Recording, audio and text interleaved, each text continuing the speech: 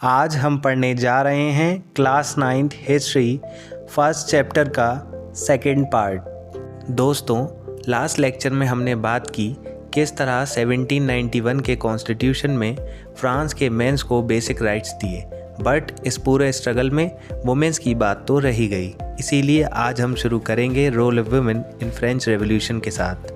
French society में man और women को इक्वली ट्रीट नहीं किया जाता था मोनार्की रूल की वजह से। ऐसा इसीलिए था क्योंकि फ्रांस के मेंस को लगता था कि वुमेन अपने राइट्स के लिए फ़ाइट नहीं कर पाएंगी।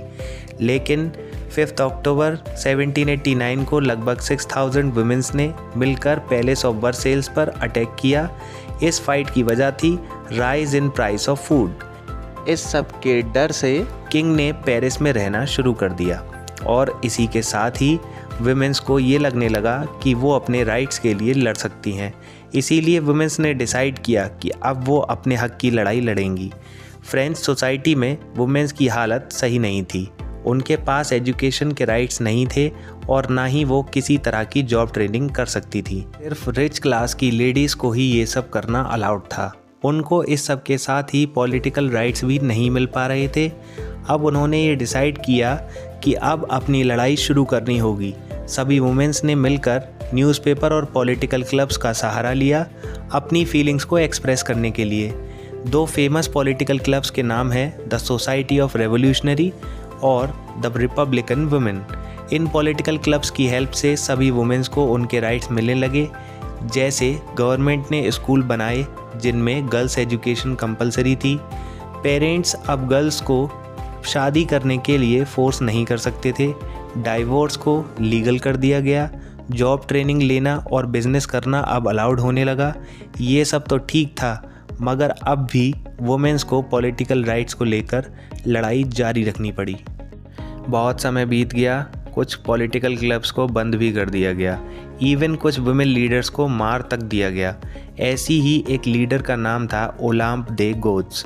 ये पहली वुमेन थी जिन्होंने declaration of rights of women के बारे में बात की। 1946 में फाइनली वुमेन्स को वोटिंग राइट दिए गए। हमारा अगला टॉपिक होगा एबोलिशमेंट ऑफ स्लेवरी। अब हम बात करेंगे कैसे फ्रेंच रेवोल्यूशन की वजह से पूरे फ्रांस से स्लेवरी सिस्टम को ख़त्म करके सभी स्लेव्स को फ्री किया गया। स्लेव्स हम बंधुआ मजदूरों को कहते हैं जिनसे उनकी मर्ज़ी के बिना ज़बरदस्ती काम लिया जाता है। मैक्सिको और अमेरिका के पास एक एरिया है जिसका नाम है द कैरेबियन, जिसके पास कुछ फ्रेंच कॉलोनीज़ हुआ करती थीं। 3 ऐसी कॉलोनीज़ के नाम हैं सेंट डोमिंगो, ग्वाडिलोप और मार्टिनिक। इन कॉलोनीज़ में टोबैको, इंडिगो, कॉफ़ी और शुगर की प्लांटेशंस होने लगीं, जिनको मेंटेन करने के लिए ज़रूरत थी बहुत ज़्यादा मैन पावर की, यानी लेबर्स की। यहाँ कोई भी यूरोपियन काम करना नहीं चाहता था, इसीलिए लेबर्स की यहाँ कमी होने लगी। तो अब देखना ये है कि इस मैन पावर की कमी को कैसे दूर किया गया। एक ट्रायंगुलर स्लेव ट्रेड को शुरू किया गया यूरोप, अमेरिका और अफ्रीका के बीच। कुछ फ्रेंच मर्चेंट्स ने अफ्रीका जाना शुरू किया।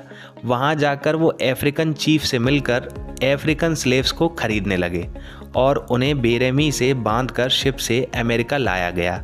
कुछ इस तरह लेबर्स की शॉर्टेज को दूर किया गया। अफ्रीका में 2 पोर्ट्स बहुत फेमस थे, पहला बॉर्डियोक्स, दूसरा नैंड्स। इस स्लेव ट्रेड की वजह से अफ्रीकन स्लेव्स की हालत बहुत ख़राब होने लगी। नेशनल असेंबली ने भी इस सब में कुछ नहीं किया क्योंकि नेशनल असेंबली के लोग भी स्लेव ट्रेड से डरने लगे थे।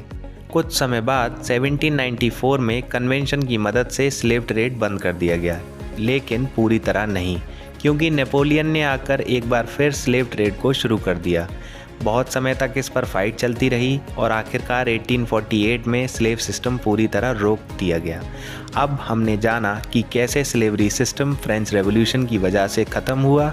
अब मेंस को राइट्स मिलने लगे थे along with some social rights to womens. अब हम देखेंगे कि फ्रांस में हुए रेवोल्यूशन की वजह से वहाँ की एवरीडे लाइफ में क्या चेंजेस आए। The revolution and the everyday life.